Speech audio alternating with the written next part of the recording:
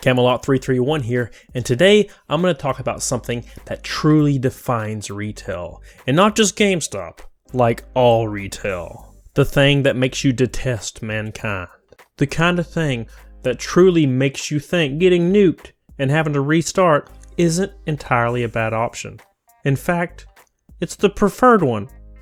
And I'm talking about bad customers, man. Every time I got a bad customer, just nuke me, man. There's a train beside my house that wakes me up in the middle of the night at like 3 a.m. And I irrationally think it's a nuke, which is peaceful, right up to the point where I don't die. So it was a normal day at GameStop. I was waiting to die, waiting to live, contemplating existence, which was my normal cadence while working there. Then the door swung open, the chime went off, and a tiny middle-aged woman came storming in and rushed the counter. And I could see it in her eyes, man. She was mad. And she was targeting me. This was it, man. She instantly asked me where her son was. I was really confused. I responded that it was just me. It's just me. There's no kids in here. No kids have come in today. Which, a kid being in the store, playing the demo games, is not entirely out of the ordinary. Terrible parents used to always use us as a babysitting service. And we didn't charge much. I mean, sometimes we got robbed, so there's that small element of death or kidnapping, but you can't beat free, man. I mean, if you put cyanide on one slice of pizza out of 12, you best believe I'm still going to go ham on it. I mean, I might just aim for the death slice, man. Probably just going to go for the death slice. Now look, I don't mind talking to youngins about video games. I like to spread my completely biased knowledge that's drenched in nostalgia of days of old that they'll never experience.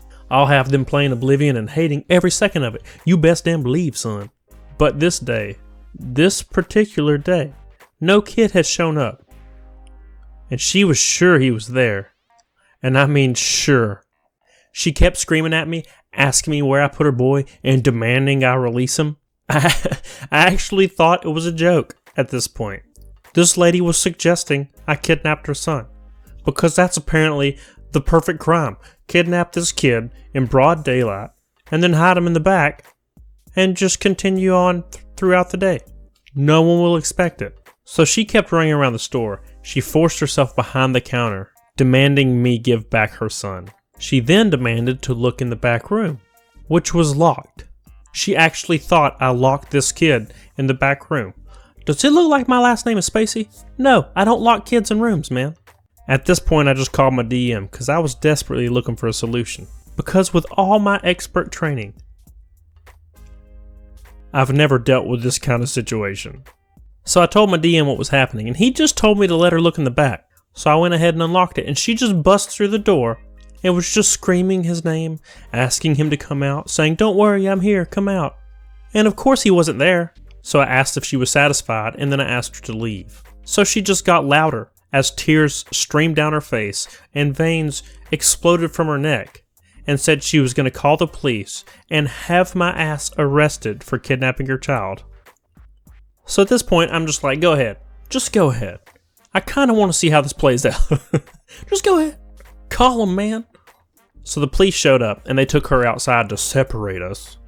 And I could just see her outside flailing and pointing at me and glaring at me. And then the police walked in, and she stayed outside, and they just were like, what's going on? What is going on? And I told them, I have no idea. I've never met this lady. I've never met her son. And she's claiming I kidnapped her son. They even started to chuckle and said that she was certain that I kidnapped her son. And we all kind of had a chuckle because it's insane. And she apparently could read body language because she rushed in the store and started screaming that I was a liar and that she knew what I did. What the hell did I do? Just nuke me. Nuke me, man. I'm calling for nukes, man. At this point, just to keep the peace, they asked me to write a statement, and so did she. And I just wrote down a bunch of nonsense because they're just trying to shut her up. She was writing hers, and at that moment, the door chime went off, and this tiny little red-haired kid walked in. She gasped and runs up and grabs him and asks him where he's been. And he said he was in TJ Maxx for an hour. And I just stood there in disbelief, because I actually didn't think this kid existed. Like, I thought she was literally insane. Like, there was no kid. There was never a kid. I was just in trouble. But there he was, standing there, all tiny. Now, at this point, I'm excited. I was preparing for a delicious apology from her to wash over my body while all my pores screamed in joy. You know the feeling. If you've worked retail and you just prove a customer wrong right in front of you, ooh, damn son. Better than sex. Nothing better than that. So I had won. I didn't even know I was playing. I didn't even know I was in this game. But I had won just by existing. She then looks at me from across the store, glares, and then storms out. I could not believe it. The police could not believe it. She was still mad at me. She probably thought that I put him in TJ Maxx for safekeeping for later. Just to keep him warm, I'm going to keep him in TJ Maxx for later use. So the next day, my DM calls me. And he tells me this lady called corporate and complained on me and said I was incredibly rude to her and she wanted me fired. Sweet justice. Now you all know me. I was renowned as the nicest guy to deal with in GameStop. I never lost my composure. And she told him I yelled at her and was rude and deserved to be fired. Well, obviously. I laughed. He laughed. The roaches roaming the store laughed. It was great, man. Then he proceeded to tell me that I have to call her and apologize to her and offer a $100 gift card. I was completely shook. I told him I could not do that. There was no way I could ever do that for that little evil woman. Never. Even with how little I accomplished in life. I had pride, man. I was confident, and I would never falter in the face of irrational behavior. That's just not me, man. So I proceeded to call her and apologize and offer her that card. Life sucks, man. I lost 7 years off my life that day. She sucked it directly out of me. It's what fuels her, man. She'll probably live to 120 because of her soul. She'll be like the old chocolates lady from SpongeBob. And that's usually what happened in any customer situation. Doesn't matter how irrational the customer was. Doesn't matter how terrible they were. We would have to give them a gift card and be like, I'm sorry for you being crazy and me doing literally nothing. You can probably attest to this. I'm sure a lot of you have worked in retail situations where the exact same thing happens. You're just like, yeah, we don't have that in stock. And the customer just like swings at you and then you're like, oh wow, what's going on? And then they get a gift card. You're like, what the hell's going on? That don't make no sense. So that, my sweet, sweet Famelot, is the worst customer I ever had. And I had thousands. But that one, for some reason, just sticks out in my mind like a sore thumb, man.